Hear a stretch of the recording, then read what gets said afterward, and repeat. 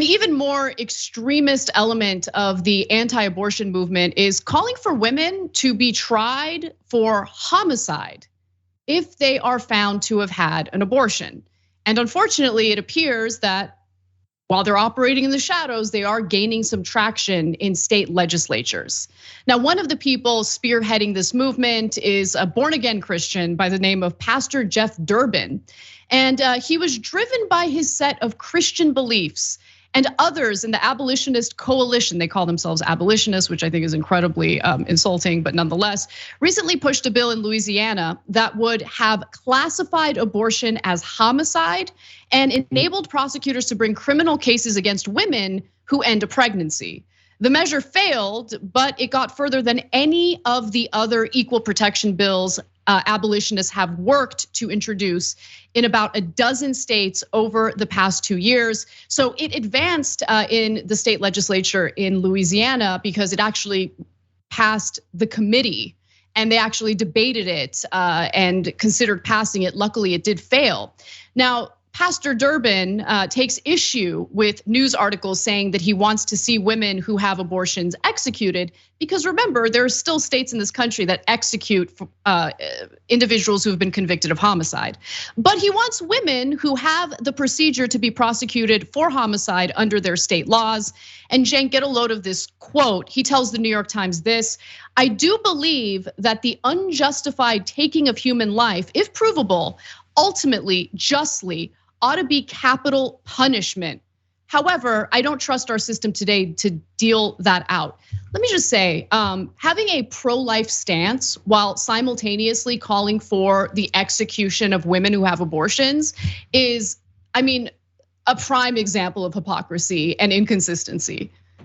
Yeah, so New York Times went to the church that he preaches at, and a guy at the door that was passing out or greeting people at the door had a shirt that read, "Jesus is Lord, pass the ammo." And that's their version of Jesus. Jesus with an AR-15 and with a Bentley and a mansion, and who steals from everyone else and mows people down, etc. So the Bible doesn't say any of that. The Bible is, I'm gonna say it for the billionth time because apparently people can't read. The Bible's pro-abortion.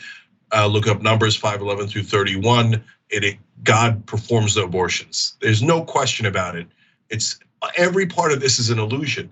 But yet lunatics like this have convinced themselves and many others. And this is another interesting part of this, which is adding fuel to the fire. Before, they used to be in their backwoods churches saying their crazy stuff, and some people would show up with moonshine, and 5 of them would get drunk and talk about how Hillary Clinton killed Paul Walker and they were gonna take away all rights from women and execute them, right? But now when they put that stuff online, they get hundreds of thousands of people who think the same thing, and they start congregating.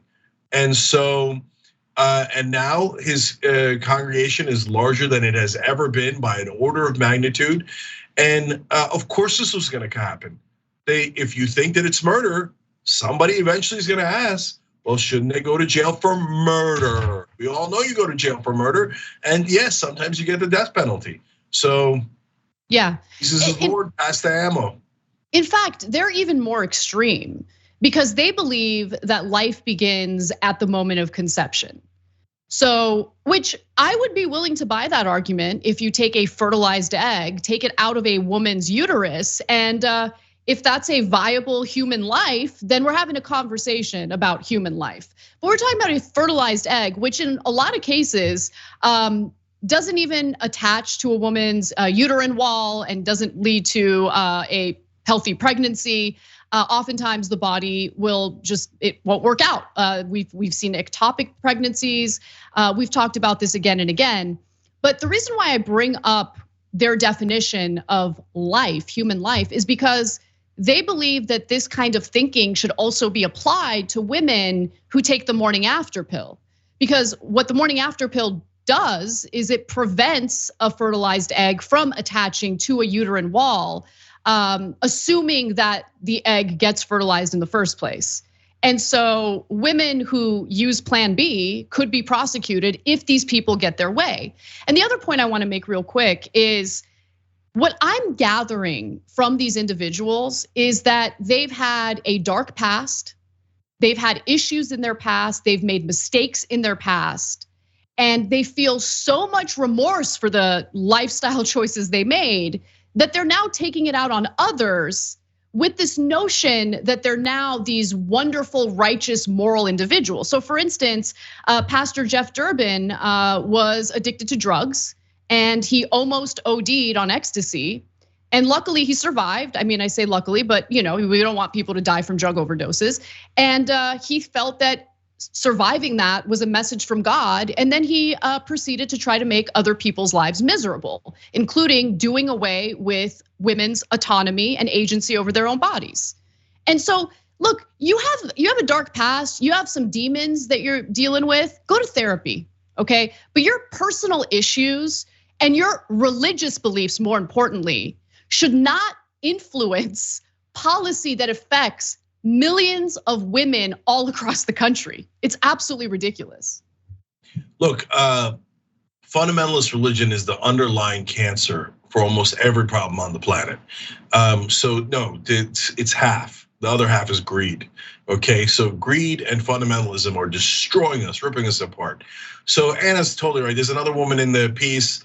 She had an abortion when she was younger, and she's like, "Oh my God, I'm guilty if they did pass these laws and maybe go to jail or worse. I deserve it." Okay, look, guys, man, go cry your heart out to your therapist. Leave us alone, the rest of us. We don't believe in your fundamentalist crap. We think it's nonsense, voodoo. So they're like, but they're so self-assured. They're like, "How dare you? You must follow all our laws." I'm not in your voodoo church. I don't have to follow your laws at all. It's called America, but they despise America. The idea that they despise women and believe too. Any religion you like, any faith you like or no faith, they hate that idea because they're extremists and lunatics. I just want to reiterate like the very clear hatred for women, right? Treating women as if they're criminals, because if they genuinely cared about women and if they genuinely thought that those fetuses or zygotes were actual human lives, their mission would be focused on the economic issues at play that make it incredibly difficult to have a child in this country, that make it impossible for people to be able to raise a child in this country. They're not concerned about the lack of childcare. They're not concerned about ensuring that there's equality, economic equality in this country where people will be able to put food on the table for their kids or afford the medical bills associated with having a child. They don't care about any of that. It's all about punishment. And to quote the woman that you were referencing earlier, Cenk, her name is Christine Swan. She says this to the New York Times reporter. Let's go to graphic 6 here. She says, "Do you know what I did? I killed a baby. It doesn't get any worse than that because that is what we are created for, apparently, according to her. God created us to bear children, to carry them. That is a gift. That is not a curse. That is a gift, and we are special. You're special, all right. You're special in that you need therapy." She had an abortion, she regrets it, okay? She happens to be part of a tiny, minuscule population of women who have had abortions and regretted it, because the vast majority of them report feeling a great sense of relief for going through with an abortion. And so work out your issues, homegirl. You're 63 years old, your time is limited. Go to therapy and work it out. But causing pain and terror among the female population in this country ain't the way to go. And if you genuinely believe that God is real, I would venture to say he wouldn't take kindly to the pain that you're causing them as we speak. And then finally, I do want to go to graphic 5 here because this gives you a sense of how women have already been criminalized in this country when it comes to making decisions about their own bodies. Already, some prosecutors have used homicide and child abuse laws to charge women for things like inducing abortion or experiencing miscarriages. And 1,300 women have faced such charges or arrests since 2006, according to the National Advocates for Pregnant Women. Cenk. Yeah. So look, I try to distinguish between religion and fundamentalism, and I want you to understand that distinction because actually religious people know what's in the Bible. Here, Wano, one of our members wrote in. I'm guessing the only thing that Jesus said about capital punishment was, "Can someone let me off this cross?" Yeah, got capital punishment. Jesus Christ did. But yet you will have right-wingers say, oh, Jesus would have loved capital punishment. I mean, what are you going to do with these folks? That's fundamentalism. That takes the text and twists it to something that it's not, and makes it the most extreme, most hateful, most violent part of it. And guys, I'm not just trying to snap the right wing out of it. I'm trying to snap the whole country, and including you guys, out of believing what the mainstream media has told us our whole lives. So look at these guys. They're saying it's okay to potentially execute women, but certainly imprison them for life for making a choice about their body, okay? And we're supposed to take that as normal. But when I say moonshine, or they drink moonshine, or make fun of them in any way, or attack them, I guarantee you cable news would never allow that. They think that's deeply offensive. So we're not allowed to hurt their feelings, but they're allowed to advocate for killing us. No, I don't agree to those assumptions. I don't know why mainstream media has decided that that's totally fair. I don't find it fair. No, we need to fight back against these people through rhetoric, through politics, through ideas, not through their insane tactics, which is violence first and last. That's the only thing they really believe in. Because at the end of the day, they're un-American and they believe in oppression. Women shouldn't have the same rights as men. Those men should control their lives because in their fundamentalist version of religion, that is what God intended, that women be pregnant and carry their kids, and that's all they do. Well, we don't agree. We're a democracy. We're gonna fight you, and I hope to God that we win.